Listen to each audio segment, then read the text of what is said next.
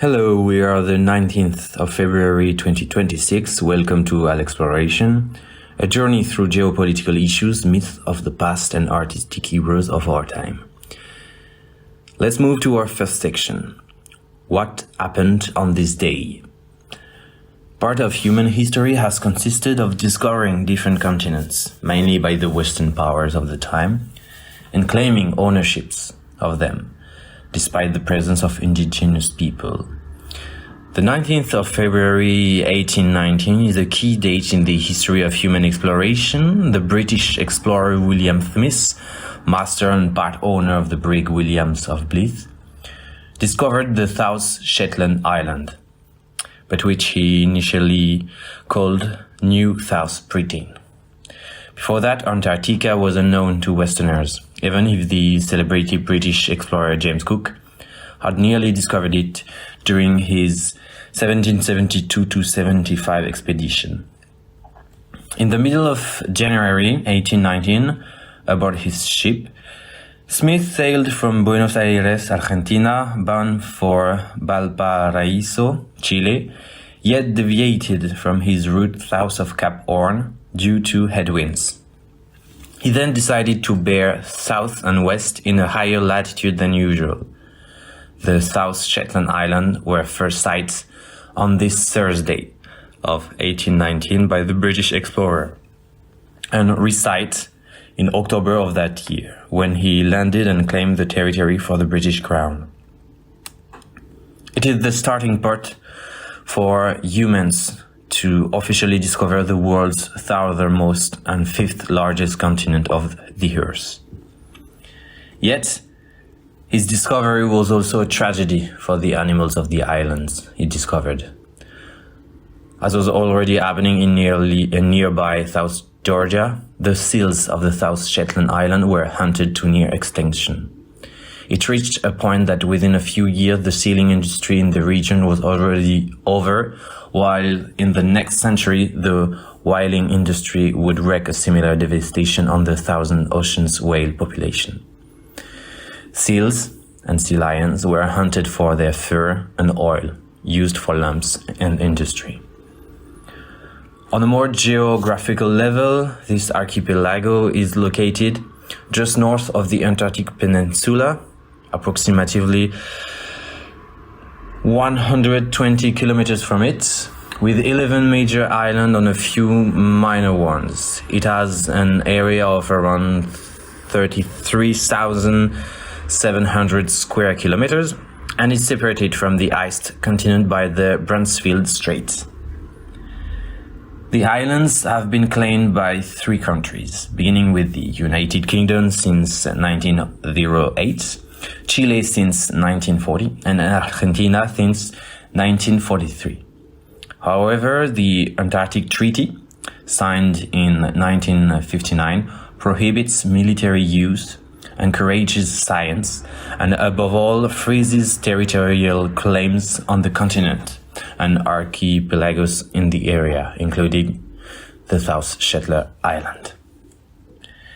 Humankind finally decided to protect rather than exploit Antarctica's diversity, signing the Antarctic Treaty's Protocol for Environmental Protection in early 1991. Nowadays, the South Shetland Islands are home to more than 19 research bases, overseen by 12 different countries, scattered across the archipelago, which is often called the jewel in Antarctica's crown. King George Island has historically attracted the most global attention.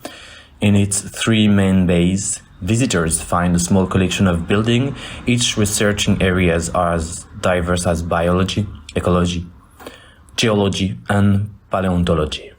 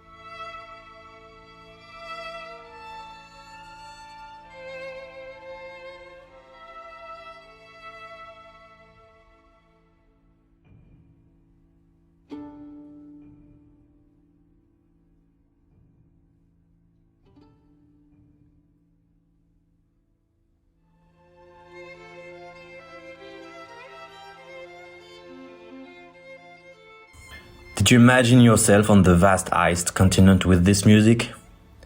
You were listening to an excerpt from Fratres for violin, string orchestra and percussion by Arvo Pärt, played by the Gothenburg Symphony Orchestra. Oh, I think it's time now for Alexor the Elder. The floor is yours, my friend. I have lived through many eras and I am a storyteller. My mission is to share Greek myth to you as I have read, seen or heard them. Let's go back a few centuries where the gods were ruling our mortal world. Ladies and gentlemen, I invite you to follow me in the story of Cassandra. Born in the ancient city of Troy, in present-day Turkey, and daughter of King Priam and Queen Hecuba, Cassandra was one of their many children. Sister to the warrior Hector and to Paris, who would spark the Trojan War, she was also the twin sister of Helenus. In Homer's Iliad, she's even compared to Aphrodite for her beauty, but no single physical portrait ever defined her. Anyway, what defined Cassandra is not her face, but her gift of prophecy. Her connection to prophecy is tied to the god Apollo. In one minor tradition reported by the historian Alcidamas, Cassandra and her twin brother fall asleep in Apollo's temple. There, serpents lick their ears, and the gods grant them the secret of divine speech. In a more familiar retelling, the one preserved by the tragedians and by me, Apollo loves Cassandra and promises her the power to see the future if she will return his affection. At first, the princess agrees. Then she changes her mind. I think you're beginning to understand that one should never anger the gods and that acts of rebellion are severely punished, especially when a woman, refuses to submit to a god. When Cassandra breaks her promise, the god is enraged. He already had given her the power of prophecy. He cannot back down, but decides to curse her. Cassandra's words will never be believed. A broken promise becomes a broken voice. During her life, she has multiple visions, strongly linked to the Trojan War. Her first visions comes early. Her mother, Hecuba, dreams that she will bear a child shaped like a burning torch. Cassandra interprets the dream and urges the child to be put to death. Advise her parents reject. Instead, they abandoned the child on Mount Ida without knowing that he would return later as Paris. This pattern becomes familiar. Cassandra seeks dangers, speaks truth, and is ignored. She foresees another calamity when Paris prepares to sail to Sparta for Helen, the woman whose abduction will spark the Trojan War. Cassandra warns against the voyage, but Paris didn't listen. Cassandra prophecies grow clearer and darker. When the Greeks feign retreat and leave behind the great wooden Trojan horse, it is Cassandra who senses the trap. She implores her people not to drag it within the walls. In Quintus of Smyrna's telling, a Greek epic poet, she even wants to smash the wooden structure with an axe or a poker. Yet, still no one listens and everyone calls her mad. This disbelief is not simply ignorance. For the Trojans, Cassandra's vision clashed with their hopes and their moments, a dissonance between truth and the desire for peace. Some ancient voices even offered a misogynistic explanation. A woman's fear, they said, cannot be trusted. But Cassandra is not insane. She's out of sync, bearing knowledge that others cannot or will not accept. After Troy falls, tragedy continues. In later Roman accounts, Cassandra is violated by Ajax the Lesser in Athena's temple, an act punished by the gods. Many Greek ships were struck down in return and Ajax drowned. Cassandra survives the sack, only to be taken as a slave and concubine by Agamemnon, the Greek hero. In Aeschylus' tragedy, her final vision is tragic, as she realizes that Clytemnestra, Agamemnon's wife, has devised a plan to kill her husband, and that her own end is also near, as she would kill her too. She accepts her own fate with a kind of resigned courage.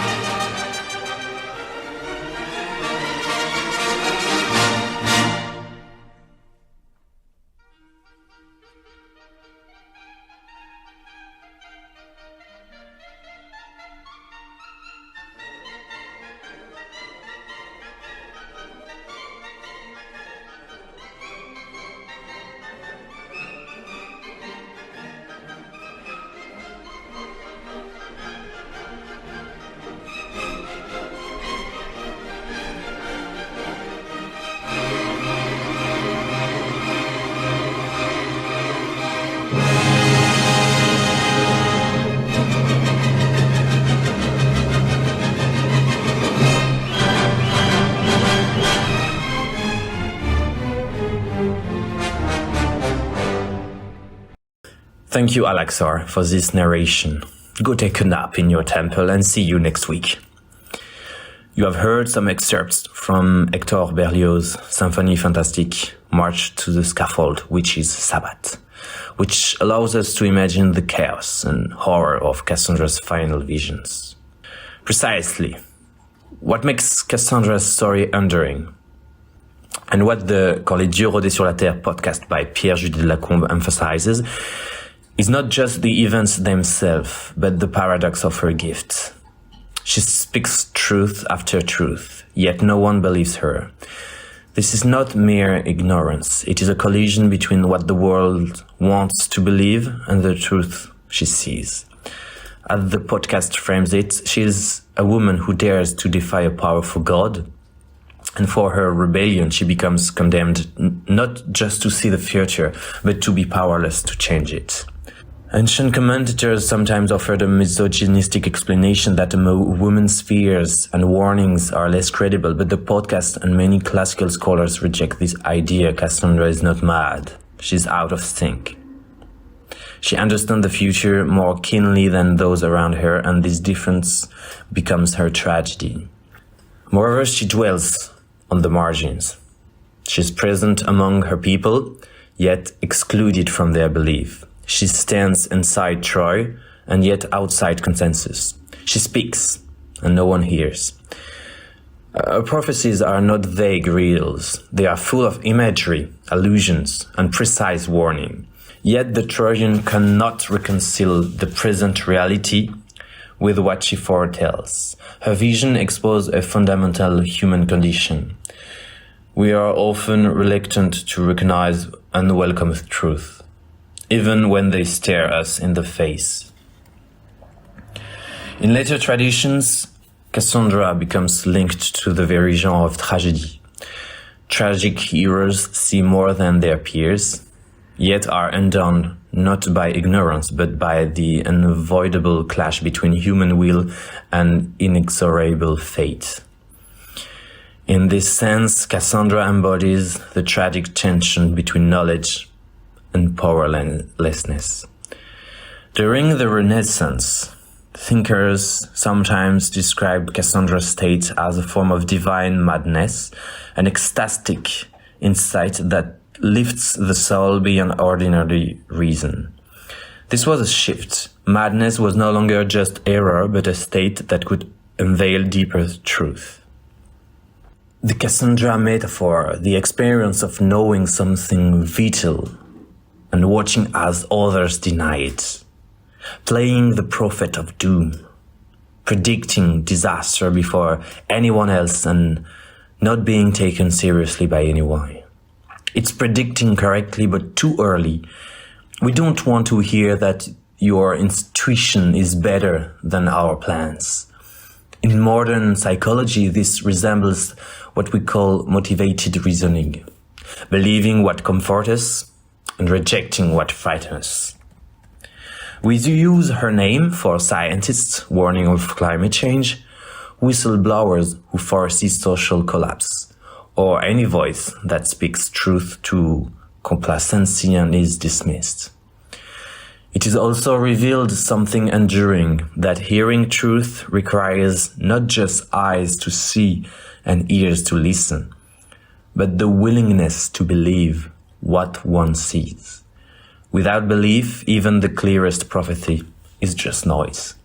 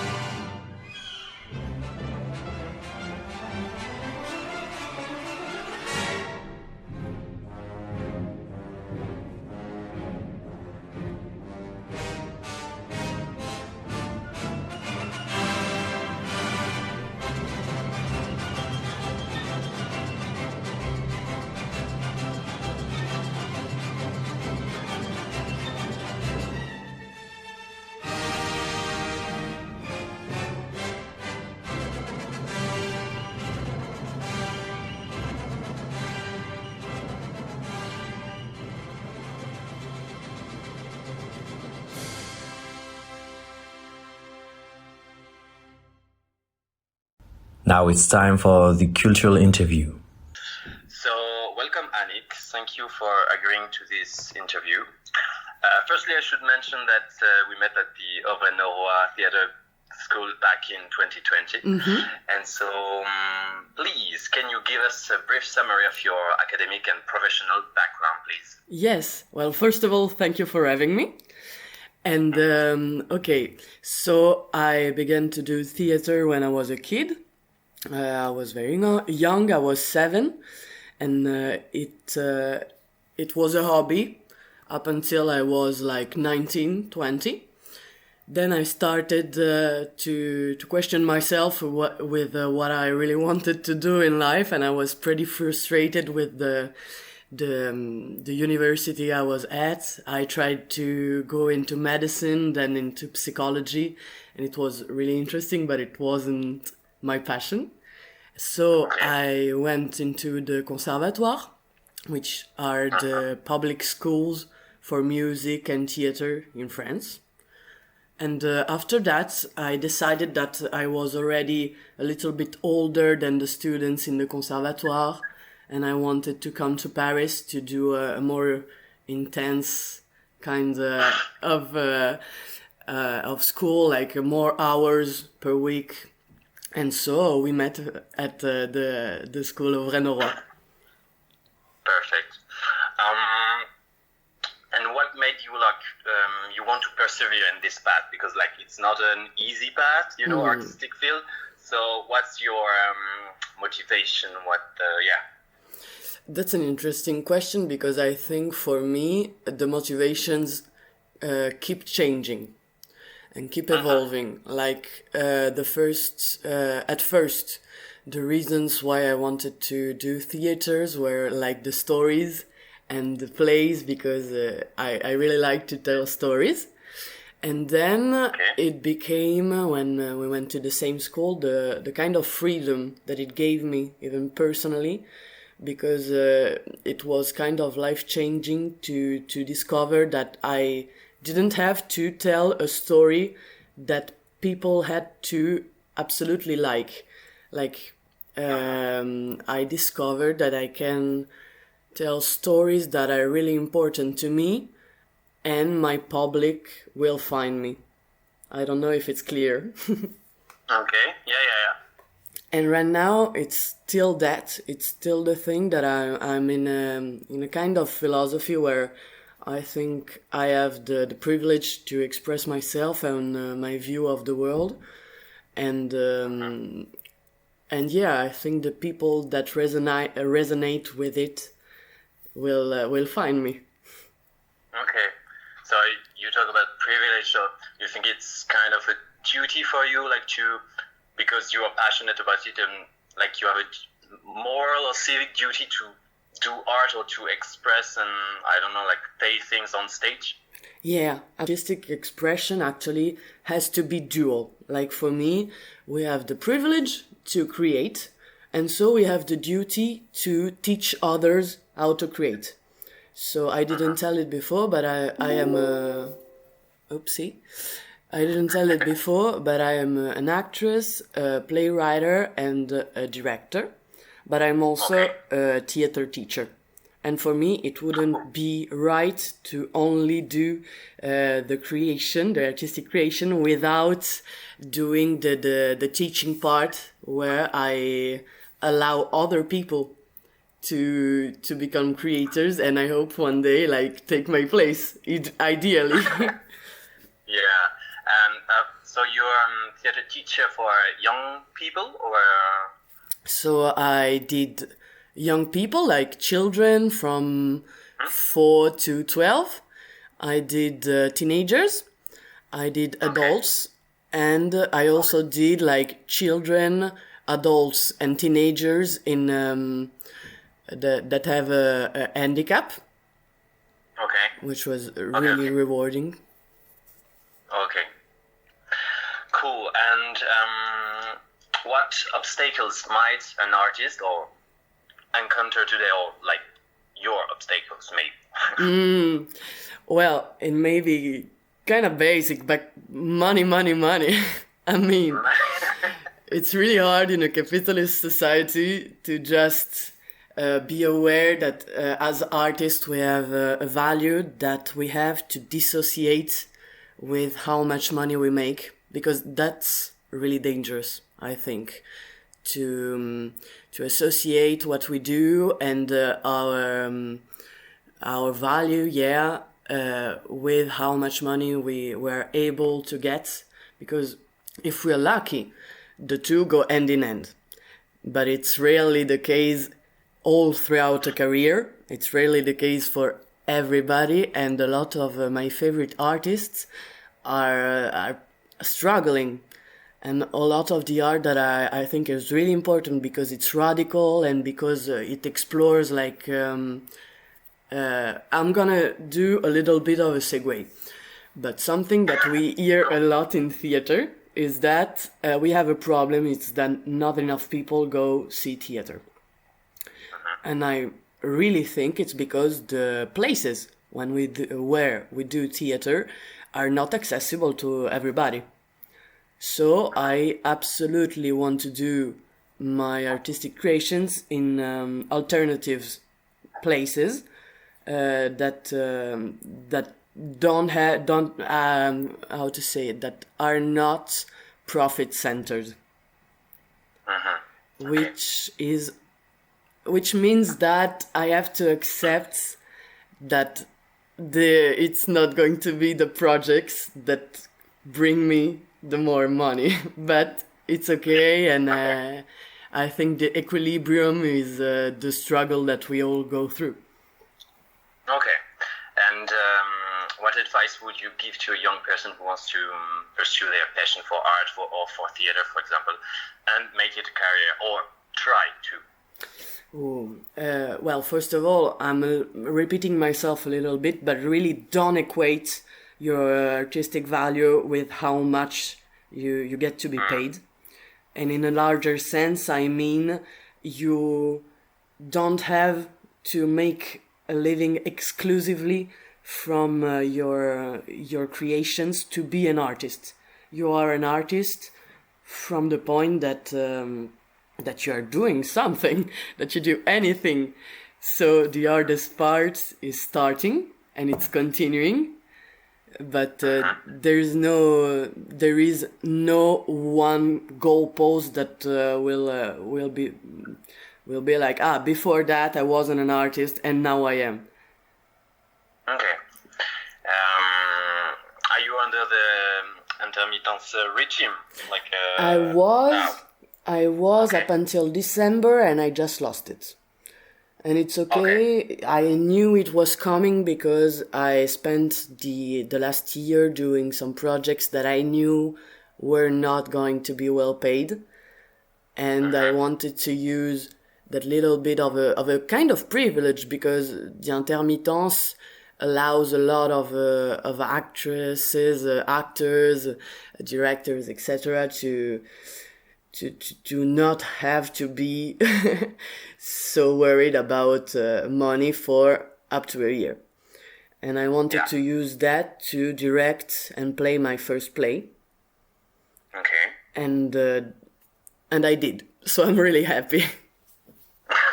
So I'll ask you the question I wanted to ask you, like, which artistic project are you most proud of? Well, this one. So I would say the first play that I wrote, it's called Formica, because I'm Italian, and it's based on the story of my grandparents. So it's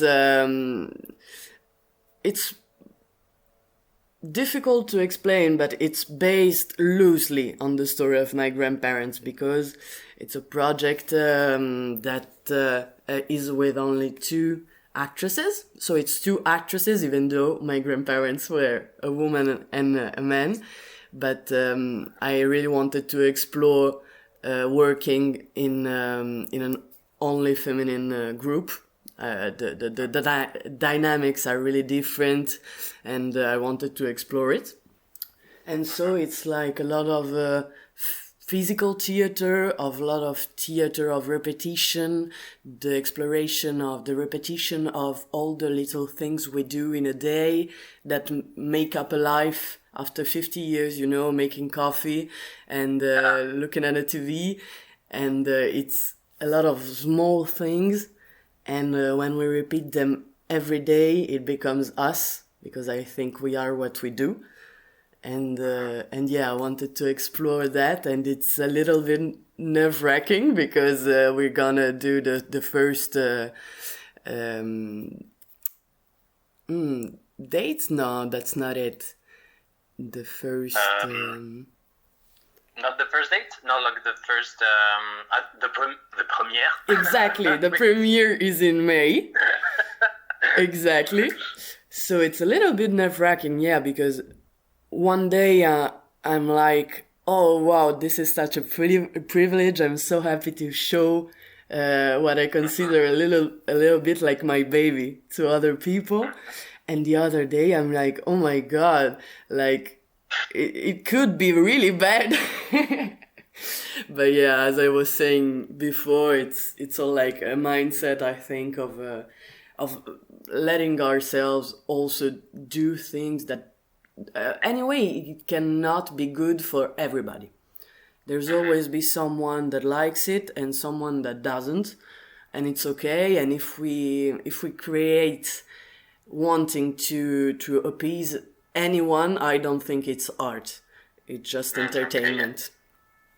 And for this project, are you like the kind of the director, or like Yes. You wrote it? I wrote it. Directed?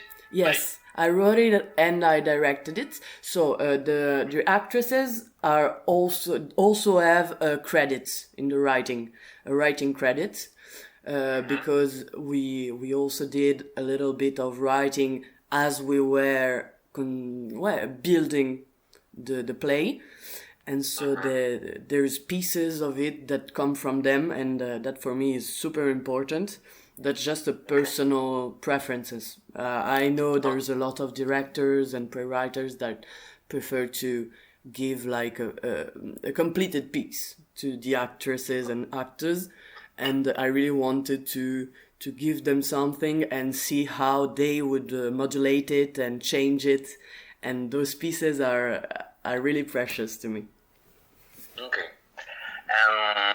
Do you have any projects in mind or something you would like to try, maybe in other artistic field? You want to try more to go to cinema, or you want to focus on theater, or you want to, I don't know, mix music, dance, theater, I don't know. That's a good question.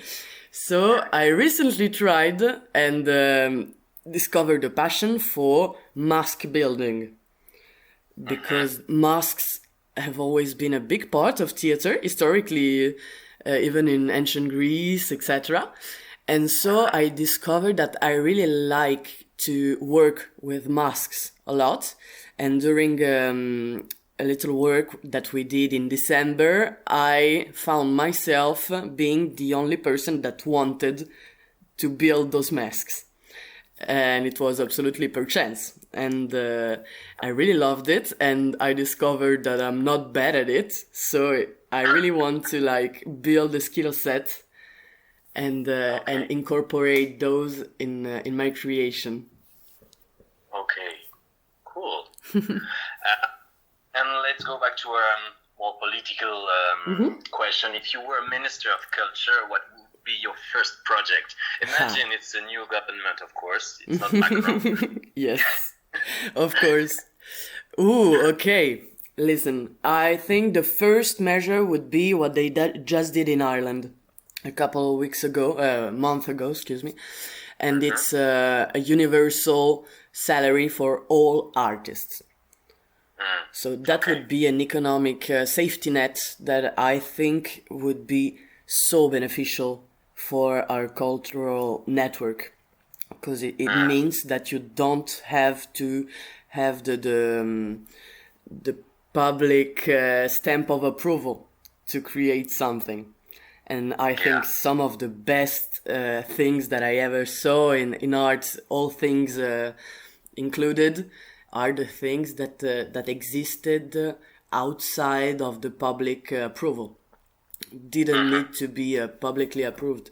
I mean, even if we just think of Victor Hugo, who was absolutely approved in his time, but his first plays were censored. Like, not even 24 hours after the premiere, because it was so politically challenging that they were banned from being played. And so I think we really need to explore that kind of freedom, because I think it's in that moment that artistic creation becomes a real part of democracy. Yeah, that was like my next question. Why is culture essential in our society, in our democracies, especially now? Because like you already know, like partially because of neoliberal policies, like cultural budgets are the first to be cut. And why is it so important? Okay, so I have a whole idea about this, and it's that I'm really attached and interested to the idea of catharsis, which, by the way, I think comes from antique Greece and Greek theater. So it's the fact that when we go to the theater, and right now I'm focusing a little bit more on theater, but I really think it's something that can be applied to every artistic creation. So when we go to the theater, why are we still, after thousands of years, drawn to the live performances?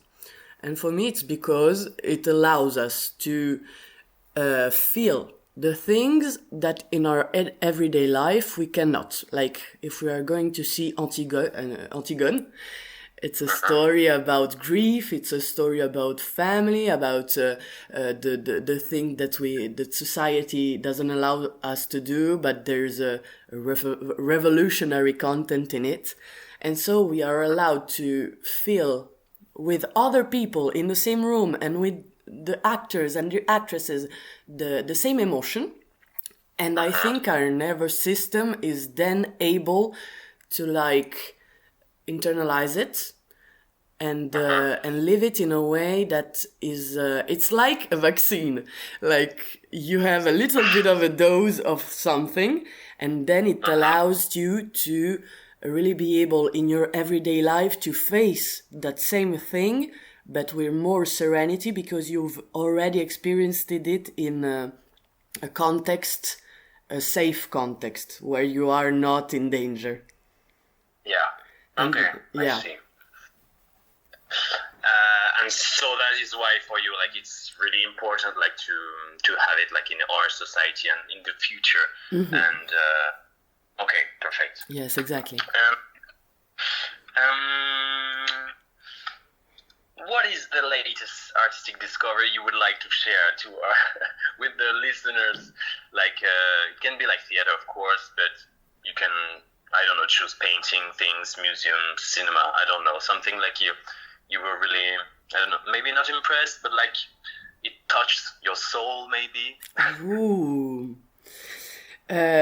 Well, the last thing that I was really touched by, it was insane. It's gonna be hard for people to go look at it, because it was a little play in Montreuil, in the suburb of Paris, but I can explain why it was life-changing. And it's because it's in the same place where we're gonna have my play in May. Yeah. So I'm really happy to be able to work with a place that I respect so much. And so it's an old industrial hangar, and not hangar, but old industrial factory. And so there's still all the machinery, and it's still it's really not a theater place. Like it's not, and it allowed them to like have this play about very raw things like family, intergenerational problems of which we don't talk, a little bit of incest, trauma, etc. But do it in a very funny way. And it kind of reminded me a little bit of Lynch, actually, because it was really like really funny. And the second after, you're like, no, I can't laugh anymore. This is really disturbing. But then again, a really funny moment, and it was played on 2 different levels. So there was like the first level and level upstairs. Yeah, it was upstairs. Okay. And so we saw like the actors being at the window of the second floor, and like saying a part of their text from the window of the second floor, a little bit like Romeo and Juliet, but in an industrial setting. And I thought to myself, like, this is revolutionary, to go in places where we don't imagine artistic creation, and we use them. It's not like we just go there because the idea is cool. We utilize them as we find them, and the place in itself becomes part of the creation. Okay, that it rejoined your idea at the beginning when you were saying like theater has to be in other places, not the institutions, for example, but like other places to touch maybe other people. Exactly, you get it. And for example, in that place, they practice like, I'm gonna do a Frenchism, like, but it's free entry, so you can give what you want, or if you don't have anything, don't worry, come in anyway. And and one thing, by the way, that people don't know, it's that it can be a little frightening to do this kind of practice, but in the vast majority of cases, it actually balances out, and it's almost the same as if you put a standard price at 5 or 10 euros, because people have want to help someone that gives them the choice. People give before the play or after the play? Before. Okay. Before. They can also give after, like the jar is still there for money to be put in, but it's mostly before. Okay, perfect. I think I asked you all my questions, but maybe you wanted to add something more, but I don't know, like your perspective or your professional background. I don't know, like if you have something to say more. Already, no more questions. Maybe one last thing, because I am aware that I have a kind of a militant point of view on theater and a kind of radical point of view, but I want to specify that I am also in other projects that are really more institutional, and I don't want to drive people off those projects, because I think in those projects too I find my freedom, I can have fun, you can find a kind of discipline in there and learn to work with many different people. And I also think that we need to, and this is in artistic creation, but anywhere we need to also not only be in radical spaces. We also need to build a bridge between the larger artistic creation that are more known to the public and the more radical places. Yeah, it's like a more moderate leg and the other leg more radical, right? Exactly. So thanks you very much, Annick, for your time and all your answers. And I hope to see you soon in Paris. I won't be able to see your play, but maybe I wish you can do it again, maybe this year. Yeah, I hope so too. Maybe even just for you. Thank you very much. Thank you too.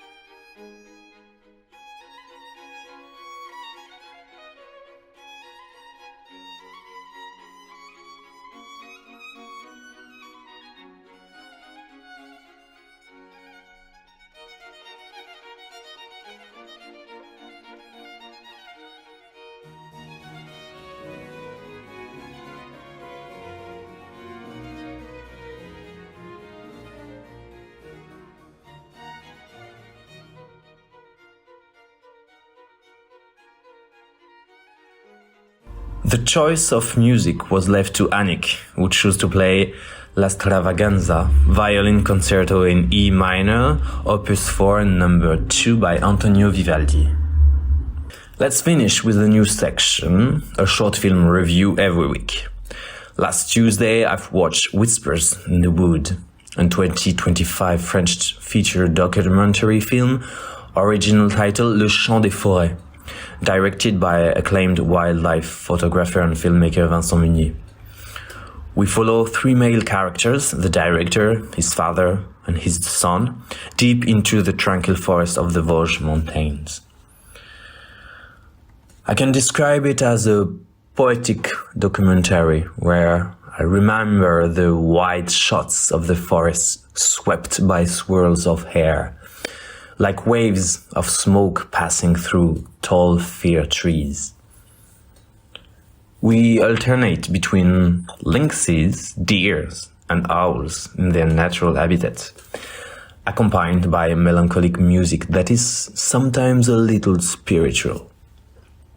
The quality of the image and the technical capabilities of the camera immerse us in this rich ecosystem, which sometimes seems dark, mysterious, damp, and wild. The director, through the disappearance of a special bird, reminds us of the devastating impact of human activity, but also invites us, thanks to the presence of the wren, to remain hopeful and to marvel at the simple things in life.